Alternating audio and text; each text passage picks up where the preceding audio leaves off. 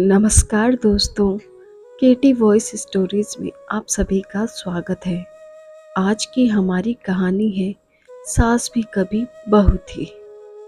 सुमित्रा घर के बदल रहे हालात को देखकर परेशान रहने लगी थी। उसे समझ नहीं आ रहा था कि वह क्या करे। सुमित्रा जब बहू थी तो सास के रोब-दाब में दबी सहमी रहती थी। सोचा था सास बनेगी तो अपने सब अरमान पूरे कर लेगी, लेकिन सास बनकर भी बेचारी का दर्जा वही का वही रहा। क्या यह नए जमाने का दस्तूर था? रमणी मोटाना सुमित्रा की आंखें खुली तो देखा कि दिन बहुत चढ़ आया था। वह हड़बड़ा कर उठी। अभी सास की तीखी पुकार कानों में पड़ेगी। अरे ओ महारानी, आज उठना नहीं है क्या? घर का इतना सारा काम कौन निपटाएगा? इतनी ही नवाबी थी तो अपने मायके से एक आध नौकर लेकर आना था ना, फिर उनका बड़बड़ाना शुरू हो जाएगा। ओह, इतने बच्चे झन कर धर दिए, इनको कौन संभालेगा? इनका बाप सारी चिंता छोड़कर परदेश में जा बैठा है। जाने कौन सी पढ़ाई है, शैतान की आंख की तरह जो खत्म ही नहीं हो रही, और अपने परिवार को लापटका मेरे सिर। हम पहले ही अपने झंझटों से परेशान हैं, अपनी बीमारियों से जूझ रहे हैं, अब इनको भी देखो। सुमित्रा झटपट तैयार होकर रसोई की ओर दौड़ी। पहले चाय बनाकर घर के सब सदस्यों को पिलाई, फिर अपने बच्चों को स्कूल के लिए तैयार किया। उनका नाश्ता पैक करके दिया। उन्हें स्कूल की बस में चढ़ाकर लौटी तो थक कर निढाल हो गई थी। अभी तक उसने एक घूंट चाय तक न पी थी। सच पूछो तो उसे चाय पीने की आदत ही न थी। बचपन से ही वह दूध की शौकीन थी। उसके मायके में घर में गाय भैंसे बंधी रहती थी। दही दूध की इफरात थी। जब वह ब्याह कर ससुराल आई तो उसने डरते डरते अपनी सास से कहा था कि उसे चाय कॉफी की आदत नहीं है, उसे दूध पीना अच्छा लगता है। सास ने मुंह बनाकर कहा था, दूध किसे अच्छा नहीं लगेगा भला, लेकिन शहरों में दूध खरीद कर पीना पड़ता है। यहाँ तुम्हारे ससुर की तनख्वाह में दूध वाले का बिल चुकाना भारी पड़ता है। बाल बच्चों को दूध मिल जाए तो वही गनीमत समझो। उसके बाद सुमित्रा की फिर मुंह खोलने की हिम्मत न हुई थी। उसने कमर कस ली और काम में लग गई। घर में महाराजिन थी, पर जब वह काम से नागा करती तो सुमित्रा को उसका काम संभालना पड़ता था। महरी नहीं आई तो सब सुमित्रा का मुंह जोहते रहते और वह झाड़ू लेकर साफ सफाई में जुट जाती। घर में कई सदस्य थे। एक बेटी थी जो अपने परिवार के साथ मायके में ही जमी हुई थी। उसका पति घर जमाई था और सास का बेहद लाडला था। सुमित्रा के अलावा दो देवर देवरानियां भी थी, पर वे बहुएं बड़े घर से आई थी और सास की धौंस की वे बिल्कुल परवाह न करती थी। तकरीबन रोज ही वे खा पी बन ठन कर सैर सपाटे को चल देती। कभी मल्टीप्लेक्स सिनेमाघर में फिल्म देखती तो कभी चाट पकौड़ी खाती।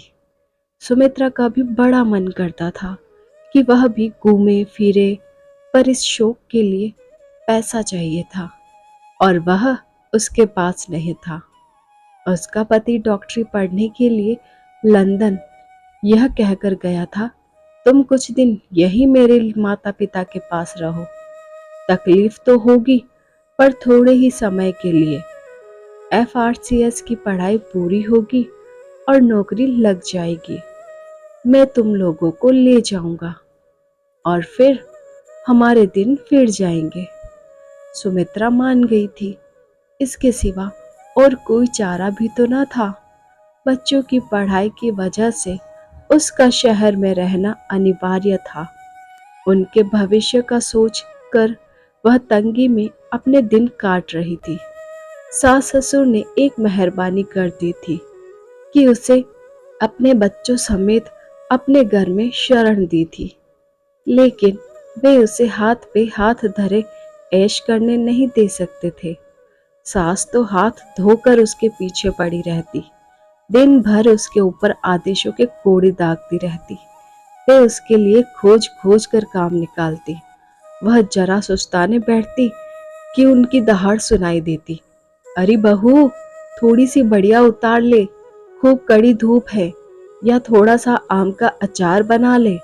उन्हें लगता कि बेटा एक पाई तो भेजता नहीं, कम से कम बहू से ही घर का काम करवा कर थोड़ी बहुत बचत कर ली जाए तो क्या बुराई है।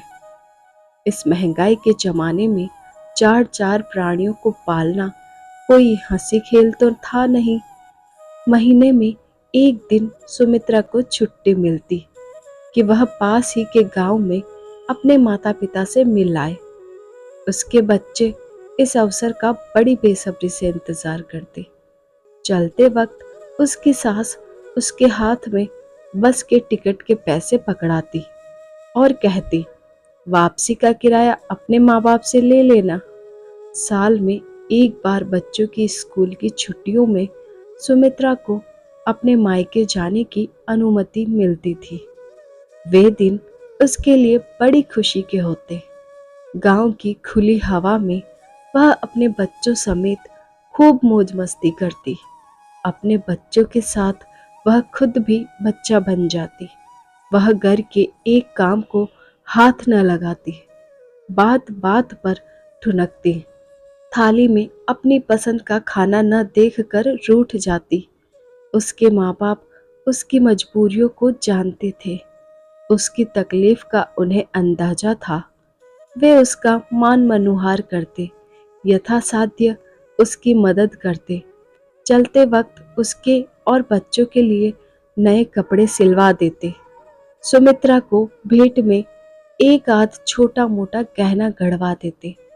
जब वह माँ बाप की दी हुई वस्तुएं अपनी सास को दिखाती तो वे अपना मुंह सिकोड़ कर कहती, बस इतना सा ही दिया तुम्हारे माँ बाप ने, यह जरा सी मिठाई तो एक ही दिन में चट कर जाएंगे ये बच्चे। और ये साड़ी, थू, लगती तो नहीं कि असली जरी की है। और यह गहना, महारानी, यह मेरी बेटी को न दिखाना, वरना वह मेरे पीछे पड़ जाएगी कि उसे भी मैं ऐसा ही हार बनवा दूं, और यह मेरे बस का नहीं है। सुमित्रा को लाचारी से अपना हार बक्से में बंद करके रखना पड़ता और बातें वह बर्दाश्त कर लेती थी। पर जब खाने पीने के बारे में उसकी सास तरफदारी करती तो उसके आंसू बरबस निकल आते।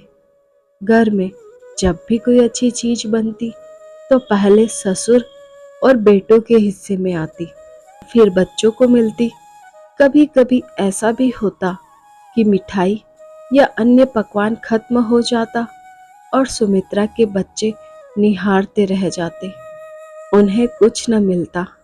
सुमित्रा के मायके से कभी भूला भटका कोई सगा संबंधी आ जाता तो उसे कोई पानी तक को न पूछता, और यह बात उसे बहुत अखरती थी।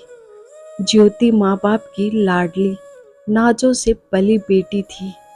वह बात बात पर बिगड़ती, रूठ जाती, अपनी मनमानी न होने पर भूख हड़ताल कर देती। एक बार सुमित्रा बुखार में तप रही थी। उसे बहुत कमजोरी महसूस हो रही थी। कमरे में दिन भर पड़े रहने पर भी किसी ने उसका हाल तक जानने की कोशिश न की थी। जब उससे रहा न गया तो वह धीरे धीरे चलकर रसोई तक आई। माँ जी, उसने कहा, एक गिलास दूध मिलेगा क्या? मुझसे अब खड़ा भी नहीं रहा जाता। दूध? सास ने मुंह पिचका कर कहा, अरे बहू, यहाँ दूध अंजन लगाने तक तो मिलता नहीं, और तुम गिलास भर दूध की फरमाइश कर रही हो। कहो तो थोड़ी कड़क चाय बना दूं। नहीं, रहने दीजिए। उसके माता पिता को जब इस बात का पता चला तो उन्होंने आग्रह करके उसके घर एक गाय भेज दी। अरे बाप रे, यह क्या बहू, इस गाय का सानी पानी कौन करेगा? इस उम्र में मुझसे ये सब न होगा। आप चिंता न करें माँ जी, मैं सब कर लूंगी। ठीक है, जो करना हो करो, लेकिन एक बात बताए देती हूँ कि घर में गाय आई है तो दूध सभी को मिलेगा। यह नहीं हो सकता कि तुम दूध सिर्फ अपने बच्चों के लिए बचा कर रखो। ठीक है माँ जी। सुमित्रा ने बेमन से सिर हिलाया। घर के काम के अलावा गाय की सानी पानी करके वह बुरी तरह थक जाती थी, पर और कोई इलाज भी तो न था।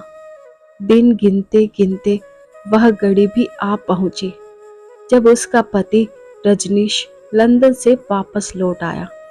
आते ही उसकी नियुक्ति मुंबई के एक बड़े अस्पताल में हो गई और वह अपने परिवार को लेकर चला गया।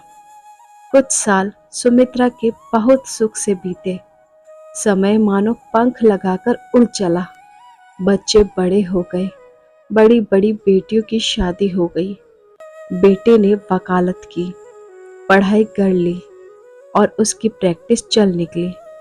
एक दिन दिल की धड़कन रुक जाने से अचानक रजनीश का देहांत हो गया। सुमित्रा पर फिर दुखों का पहाड़ टूट पड़ा। धीरे धीरे वह अपने दुख से उबरी। उसने फिर से अपना उजड़ा घोंसला समेटा। अब घर में केवल वह और उसका बेटा कुणाल रह गए थे। सुमित्रा उसके पीछे पड़ी कि वह शादी कर ले। अकेला घर भाई भाई करता है। तेरा घर बस जाएगा तो मैं अपने पोते पोतियों से दिल बहला सकूंगी। क्यों माँ, हम दोनों ही भले हैं, किसी और की क्या जरूरत? अपने दिन मजे में कट रहे हैं। नहीं बेटा, ऐसा नहीं कहते। समाज का नियम है तो मानना ही पड़ेगा। सही समय पर तेरी शादी होनी जरूरी है, नहीं तो लोग तरह तरह की बातें बनाएंगे और मुझे भी तो बुढ़ापे में थोड़ा आराम की जरूरत है। तेरी पत्नी आकर अपनी गृहस्थी संभाल लेगी तो मैं चैन से जी सकूंगी। कुणाल थोड़े दिन टालता रहा, पर जब शहर के एक अमीर खानदान की बेटी ज्योति का रिश्ता आया तो वह मना नहीं कर सका। जब उसने ज्योति को देखा तो देखता ही रह गया। अपार धनराशि के साथ इतना अच्छा रूप, मानो सोने पे सुहागा। सुमित्रा ने जरा आपत्ति की। शादी हमेशा बराबर वालों में ही ठीक होती है। वे लोग बहुत पैसे वाले हैं तो क्या हुआ माँ, हमें उनके पैसों से क्या लेना देना? बहू बहुत ठसके वाली हुई तो, नक चढ़ी हुई तो, यह कोई जरूरी नहीं उसे अपने पैसे का घमंड हो। आप बेकार में मन में वहम मत पालो और सोचो, यदि गरीब घर की लड़की हुई तो वह अपने परिवार की समस्याएं भी साथ लाएंगी। हमें उनसे भी जूझना पड़ेगा। सुमित्रा ने हथियार डाल दिए। वाह सुमित्रा, तेरे तो भाग खुल गए। उसकी सहेलियां खुश हो रही थी। बहू मिली, खूब सुंदर, और साथ में दहेज इतना लाई है कि तेरा घर भर गया। सुमित्रा भी बड़ी खुश थी, पर धीरे धीरे उसे लगने लगा कि उसका भाई दुरुस्त था। ज्योति माँ बाप की लाडली नाजों से पली बेटी थी। वह बात बात पर बिगड़ती, रूठ जाती, अपनी मनमानी न होने पर भूख हड़ताल कर देती, मौन व्रत धारण कर लेती, कोप भवन में जा बैठती और घर में सबके हाथ पांव फूल जाते। कुणाल हमेशा बीवी का मुंह जोता रहता था और सुमित्रा को भी सदा फिक्र लगी रहती कि पता नहीं किस बात को लेकर बहू बिदक जाए और घर की सुख शांति भंग हो जाए। बहू के हाथों घर की बागडोर सौंपकर सुमित्रा यह सोचकर निश्चिंत हो गई कि अब वह अपने सब अरमान पूरे करेगी। वह भी अपनी हम उम्र स्त्रियों की तरह पोती पोते गोद में खिलाएगी, घूमेगी, फिरेगी, मन हुआ तो किट्टी पार्टी में भी जाएगी, ताश भी खेलेगी। अब उसे कोई रोकने टोकने वाला न था। अब वह अपनी मर्जी की मालिक थी, एक आजाद पंछी की तरह। कुछ दिन चैन से बीते, पर शीघ्र ही उसे अपने कार्यक्रम पर पूर्ण विराम लगाना पड़ा। ज्योति ने अनभ्यस्त हाथों से घर चलाने की कोशिश तो की, पर उसे किफायत से घर चलाने का गुर मालूम न था। वह एक बड़े घर की बेटी थी। महीने भर चलने वाला राशन 15 दिन में ही खत्म हो जाता। नौकर चाकर अलग लूट मचाए रहते थे। आए दिन घर में छोटी मोटी चोरी करते और चंपत हो जाते। दोस्तों, आगे की पूरी कहानी सुनने के लिए देखते रहिए केटी वॉइस स्टोरीज और लाइक शेयर सब्सक्राइब करें। देखिए नेक्स्ट पार्ट।